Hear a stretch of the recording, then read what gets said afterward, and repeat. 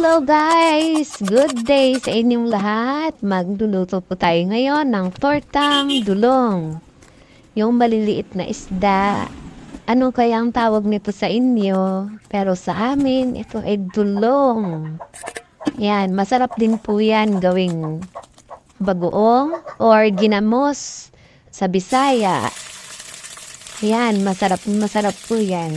Yan ang ulam namin for lunch for today.